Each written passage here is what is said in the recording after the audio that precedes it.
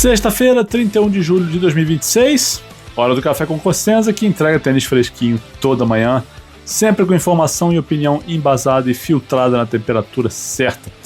Hoje, depois de miniférias, vou falar sobre Billie Jean King Cup e o anúncio de que o confronto entre Brasil e Canadá em novembro vai ser em Vitória, no Espírito Santo. O que isso quer dizer? Como foi feito o anúncio? E a CBT mandou mal de novo aqui. E será que Bia Haddad vai jogar? Vamos lá! Antes de entrar no assunto do dia, preciso agradecer de coração a todo mundo que mandou uma mensagem depois de ouvir o café de ontem. Foi um episódio muito pessoal, eu pensei 1000 vezes antes de gravar e contar essa história, a minha história, e foi legal receber uma chuva de mensagens de gente que se identificou, que passou por problemas parecidos, que passa por lutas parecidas, ou só pessoas que acharam muito legal o relato. De qualquer modo, obrigado a todo mundo que tirou um tempo do seu dia para elogiar, agradecer, compartilhar, contar histórias, dividir um pouco dessa paixão pelo tênis e também de como é duro enfrentar diariamente essa doença, que é a obesidade, principalmente se você não tem ninguém para dividir, para compartilhar esses sentimentos. Então fiquei muito, muito, muito comovido com tanta gente respondendo de forma positiva a minha história, a importância do Pride Open para ela, a importância do tênis, claro, nesse relato todo.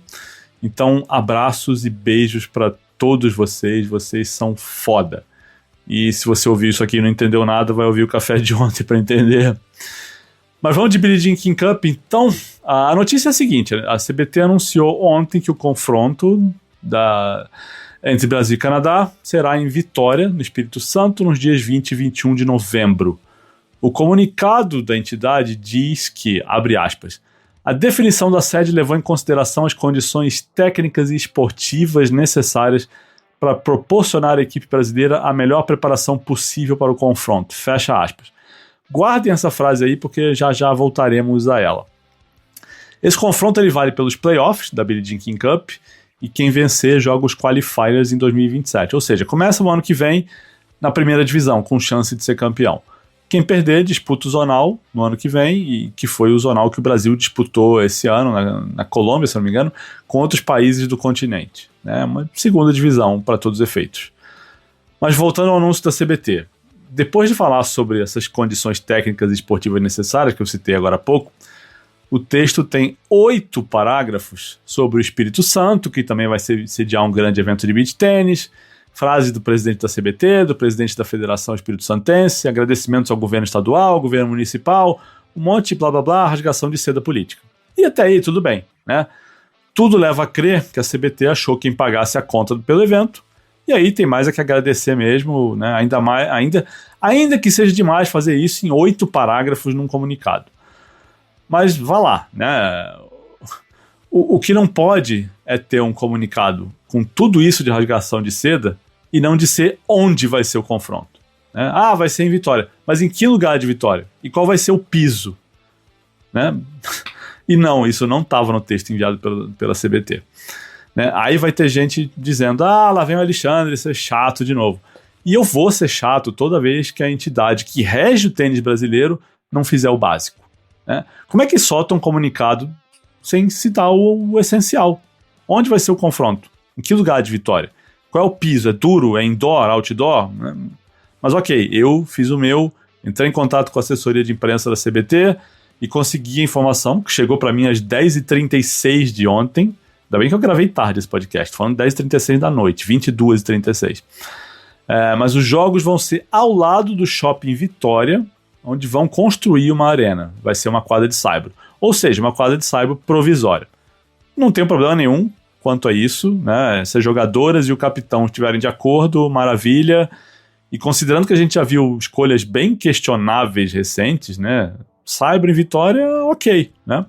Só seria mais legal se fosse explicado de uma maneira melhor, mais eficiente, mais completa, né? Alguém do time pediu Vitória? Foi o capitão que pediu? As jogadoras pediram? Por que vai ser lá? É porque o governo do estado vai pagar a conta? A prefeitura vai pagar a conta? E se for isso, tudo bem. A gente sabe que a CBT não está com tanto patrocinador assim, está precisando de dinheiro, está correndo atrás de patrocinador. E se o motivo é ter alguém ajudando a pagar essa conta, com esses custos, maravilha, né? Mas por que não falar, então? Essa é sempre a minha questão. Por que a CBT não cita as coisas? Por que a CBT não explica melhor? Mas, repito, vitória, Saibro, para mim, maravilha, tá?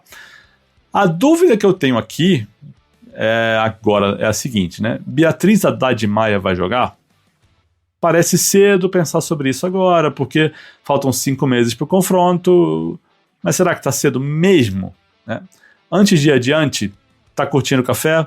Dá um like, compartilha, manda um comentário, ajuda o algoritmo a rodar e levar o café para mais gente, tá? Agradeço de coração. E quem quiser saber como apoiar o Saque e Voleio e entrar para essa comunidade, entra no nosso Apoia-se, o endereço é apoia.se/saque e voleio, ou manda uma DM para mim no Instagram, no Twitter, ou um e-mail, meu e-mail é ac@cosenza.org, perguntando o que faz, os benefícios, eu explico tudo, tá tudo lá na página do Apoia-se, mas quem quiser saber direto de mim, eu explico também com a boa vontade do mundo. Mas sobre a Bia, ela não joga há um mês, não tem informação sobre técnico novo, não tem informação sobre calendário, o nome dela não está aparecendo em nenhuma lista. O que a gente sabe é que ela anunciou noivado recentemente, um pedido de casamento super fofo, teve ensaio para Estela, teve post com a Tiffany's, mas de tênis, nada. E não tô reclamando de patrocinador não, tem mais é que fazer o jabá dela, ganhar o dinheiro dela e tá beleza, tá? Mas, como não tem nada de tênis, a gente já ouve um zoom de que ela pode não jogar mais este ano. Ah, tem SP Open agora, depois do US Open? Tem. Mas e aí?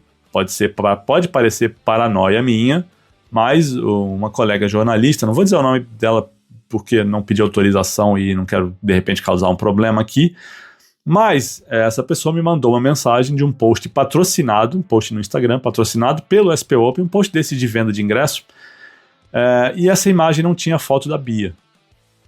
E tinha Paula Badosa, Leila Fernandes, Vitória Barros, Luísa Stefani, Naná Silva, e a Bia, que estava em todos os posts anteriores do SP Open, não estava nesse post patrocinado, que era um post, repito, chamando para venda de ingresso. E, de novo, pode ser paranoia minha, e se for, beleza, né, não tenho problema nenhum em falar isso lá na frente. Não tem informação nenhuma oficial sobre a Bia não jogar o SP Open, e como essa imagem ela chegou para mim tarde da noite de ontem, não falei com a assessoria da Bia, não falei com a assessoria do SP Open, mas fiquei aqui imaginando sozinho se por acaso o torneio tiraria a imagem da Bia, ou o que faria o torneio tirar a imagem da Bia de um post patrocinado de venda de ingresso, né? Porque não pode ser a fase ruim da Bia, certo? Porque a fase ruim da Bia já vem há algum tempo e a Bia estava em todos os posts do SP Open até então. Estava num post de 11 de junho, estava num post de 22 de junho, esse post está até fixado lá na conta, mas nesse post patrocinado que está circulando agora, ela não aparece, né? Enfim, pode não significar nada, pode ser coisa da minha cabeça, mas no momento da Bia, vendo que ela não está jogando há um mês, que ela não está inscrita em torneio nenhum, que não tem informação sobre técnico nenhum, eu não estranharia se ela não jogasse o SP Open. Seria uma pena, porque o nome dela é importante, o torneio, né, o nascimento do torneio teve a ver muito com o momento dela, o momento do tênis feminino brasileiro, mas também seria super compreensível se ela tirasse esse tempo para fazer o que quer que fosse, para ser mãe, para casar, para fazer qualquer coisa que deixasse ela feliz ou mais feliz do que o que estava acontecendo em quadra, que realmente não estava sendo muito legal para ela. Tá? Então é isso que eu tenho para falar sobre a Bia. Existe esse zoom, pessoas comentando que ela pode não jogar o torneio, e essa imagem, esse post patrocinado alimenta essa teoria, e eu não acho bizarro imaginar essa hipótese não, né? Eu sou meio anti-teorias de conspiração, mas no caso da Bia, juntando as pecinhas do quebra-cabeça, acho que faria sentido se ela não jogasse, né? Repito, seria uma pena para o torneio, mas seria super compreensível. E aí é outra questão, né? Com a Bia ou sem a Bia, o Brasil teria mais chances de ganhar o Canadá?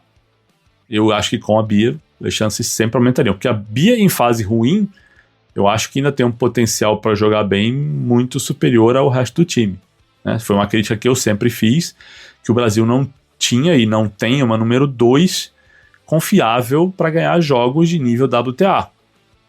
Sempre falei isso, né? Eu sei que desagrada a paz de tenistas, a tenistas e tal, mas os resultados mostram isso. né? Agora, vai ser um jogo de nível WTA, vai ser um jogo de nível ITF? Porque a gente também não sabe que time do Canadá vem aqui. Em tese, eles têm um potencial para montar um time forte, né? Eles têm a Mboco, que é a número 12 do mundo, a Leylah Fernandes é a número 34, a Marina Stakusic, 21 anos, é a número 140 do mundo, a Kayla Cross também tem 21 anos, 172 do mundo, ainda tem a Bianca Andreescu, campeã de slam, que, né, numa semana boa pode fazer uma graça, tem 26 anos só, né? Parece que ela tem uns 40 já, mas hoje é 174 do mundo. E tem Gabriela Dabrowski, que é a parceira da Luísa, que é uma das melhores duplistas do mundo. Então, se vier esse time aí, é difícil para o Brasil, qualquer que seja o piso. Mas, e aliás, assim, todas essas simplistas que eu falei, a Mboco, a Leylah Fernandes, a Stakusic, a Kayla Cross e a Andreescu, todas têm ranking superior à melhor brasileira do momento, que é a Laura Pigossi, que tem 239 do mundo, tá? Então, é um time forte com potencial para fazer estrago se vier o time inteiro. E aí é sempre um se muito grande, porque a gente está falando de um confronto que é em novembro, fim de temporada, muita gente já parou de jogar, já está, né, de férias, e é uma semana depois do WTA Finals, que vai ser Indian Wells em quadra dura. Ou seja, até imaginando a Gabriela Dabrowski, que vai estar jogando nessa época, e imagino que ela esteja jogando com a Luísa nesse Finals, porque tudo indica que elas vão classificar. Não sei nem se já estão classificadas, eu não olhei o ranking para ver o ponto de corte. Mas elas vão classificar, até para Dabrowski seria, né, putz, vai jogar até o fim de novembro, vai sair da quadra dura para jogar um confronto no Saibro. Eu não sei se eu fosse ela, eu viajaria para o Brasil, para Vitória, ou para qualquer outra cidade que fosse, né? Podia ser Corumbá ou Ladário, no Mato Grosso do Sul. Sempre falo Mato Grosso do Sul, que aí ninguém enche o saco. Mas, né, vir pro Brasil no fim de novembro, podendo descansar, encerrar a temporada e né, estar mais bem, com a cabeça mais fresca, mais descansada, para fazer uma pré-temporada e jogar no que vem. E a mesma coisa, né? Mboco vai jogar no Saibro nessa época do ano, a Leylah Fernandes, será? Não sei, sabe? Então pode vir um time bem menos forte do que o que seria o time A do Canadá. E aí eu acho que o Brasil tem chance de jogando no Saibro, até porque o Brasil não só tem, né, tenistas competentes no Saibro, a Laura é competente, a Carol é competente, a Gabriela Sé é competente, e tem duas promessas aí, a Vitória e a Naná, que, né, estiveram lá no Zonal, a Naná jogando simples, a Vitória fez um jogo de simples, se eu não me engano, né? Mas a Naná e a Vitória jogaram duplas, a Gabi ganhou todos os jogos, ou quase todos os jogos, eu não lembro agora. Mas enfim, seguraram bem a onda lá. Óbvio que um nível de duelo, né, de confrontos, um patamar abaixo do que enfrentar o Canadá, mas aí a gente tem que saber que Canadá que vai estar aqui e em que condições. Então, o Brasil tem suas chances, evidentemente, né? E, bom, antes de terminar, já que eu falei de CBT aqui, vocês devem lembrar que no último café que eu gravei, antes de sair dessas miniférias, que na verdade foram 2 dias, né? Ou 2 dias, né? Eu falei do ITF, do W75 de Vacaria, e que a CBT não tinha se posicionado sobre o assunto. Então, a CBT se posicionou sobre o assunto no começo da semana, e como eu citei aqui o post do torneio de Vacaria, agora eu vou trazer o lado da CBT, porque jornalismo é isso, a gente traz os dois lados. Como eu critiquei que a CBT não tinha se posicionado na ocasião, vou citar o posicionamento da CBT agora, que é o justo, né? A notícia, para quem não lembra, é o seguinte: o WTA 75 de Vacaria fez um post no domingo dizendo que o torneio não vai acontecer em 2027, e dizia que, abre aspas, limitações orçamentárias da CBT alteraram as condições praticadas nos últimos anos. Mesmo absorvendo esse custo e garantindo a realização desta edição, 2026, a continuidade do torneio tornou-se inviável. Fecha aspas, isso foi o que Vacaria escreveu. O post até agradece a CBT, é assinado por Luiz Augusto Gonçalves Costa, o diretor do W75 de Vacaria. Vamos ao que a CBT postou. É um carrossel de 13 posts no Instagram, não vou ler todos, como eu também não li o post inteiro de Vacaria, mas vamos lá. A CBT escreve que, abre aspas, em nenhum momento a CBT comunicou ou deliberou pela retirada de apoio, e aí tem entre parênteses, pagamento de premiação e fornecimento de bolas, fecha parênteses, ao torneio de Vacaria. Ao contrário, desde 2022, a CBT tem sido parceira da realização dos eventos profissionais da ITF no município, contribuindo financeiramente e institucionalmente para a consolidação da competição no calendário internacional. Fecha aspas, isso está na página 3 do Carrossel. Aí a CBT cita apoio a 13 torneios femininos, 14 masculinos em 2026, investindo mais de 4,4 milhões de reais somente em premiações, e depois lá na página 7 diz que, abre aspas, a CBT já havia sido previamente informada pelo organizador sobre a intenção de não dar continuidade ao evento na próxima temporada, circunstância que permitiu à entidade iniciar com antecedência o planejamento para preservar o calendário profissional feminino no país, fecha aspas. O que me parece aqui é que a CBT está dizendo, e eu digo parece porque não está 100% clara essa timeline, mas parece que a CBT está dizendo que a iniciativa de não continuar com o torneio veio de Vacaria primeiro e que isso não teria a ver com a falta de apoio financeiro da CBT. Isso é o que parece, tá? Parece que do jeito que está colocado, quando diz assim, a CBT já havia sido previamente informada pelo organizador e isso permitiu a entidade iniciar com antecedência o planejamento, parece que Vacaria avisou antes e depois a CBT, né, viu que faria com dinheiro, né, de suas contas. Agora, o que a CBT não nega nessas 13 páginas de post, ou se nega, eu entendi errado, e se eu entendi errado, alguém da CBT, né, tem espaço aqui para me explicar, mas é que a afirmação do torneio de que é que assim, a CBT não nega a afirmação do torneio de que limitações orçamentárias alteraram as condições praticadas nos últimos anos. Porque uma coisa é a CBT dizer que investiu, outra coisa é dizer se o tamanho desse investimento no torneio de Vacaria mudou ou não mudou de 2025 para 2026, de 2026 para 2027, ou 2024 para 2025, enfim, são coisas diferentes. E a CBT não toca no valor que foi passado ou né, investido no torneio ano a ano. Então, se Vacaria disse que tem limitações orçamentárias, isso quer dizer que o valor que a CBT investiria seria menor, ou já foi menor em 2026, não é isso que a CBT está negando. Então, são coisas separadas, pelo que eu entendi. Tá? Se eu tiver entendido errado, o CBT pode me explicar, a Vacaria pode me explicar. Né? Graças a Deus esse café, esse podcast está rodando bastante e chegando a pessoas importantes no meio. Então, se alguém quiser se pronunciar, estamos aqui abertos a isso. Mas por mim eu encerro aqui esse assunto, porque eu não quero comprar briga de torneio com o CBT, acho que eles têm que se entender. Para terminar, tem uma pergunta de um apoiador aqui, que é do Rodrigo Lima. Eu acho que eu já cobri mais ou menos isso quando eu falei da Billie Jean Cup, mas vamos lá. O que eu achei da escolha por Vitória? O que você achou da escolha por Vitória? Lembro que a gente tinha conversado no domingo, que São Paulo era bem favorita para receber o confronto. Essa escolha significa algo? Tem influência de algum fator específico? Confesso que acho interessante levar para outros centros fora de Rio-São Paulo. A gente conversou sobre isso lá no Saque Volley Open, Rodrigo e eu achava que seria São Paulo porque aconteceu alguns meses atrás uma reunião aqui em São Paulo com a Secretaria Municipal, executivos da Cazé TV, executivos da Billie Jean Cup. Eu estava achando que a coisa seria aqui e não foi, então vai ser em Vitória. O que eu achei da escolha por Vitória? Ok, se é saibro, se é sim, provisória ou permanente, para mim acho que não faz diferença, né? Espero que não chova, porque normalmente a arena provisória, saibro provisório, costuma dar trabalho, porque nem sempre é feita a drenagem por uma arena provisória do jeito que seria feita por uma quadra permanente, e aí quando se cai uma chuva um pouquinho mais forte, pode causar problema, né? Já vi isso acontecer em Copa Davis, e foi dramático. Mas fora isso, não vejo por que ser um problema, tá? E sim, o comunicado da CBT não traz frase nenhum do capitão da equipe, do Luiz Peniza, e nenhum das jogadoras. Então, não sei se está todo mundo de acordo com isso aí. Se eles estiverem de acordo, beleza, né? Segue o baile. Né? Se essa escolha significa algo, talvez signifique que o Espírito Santo está pagando a conta do evento.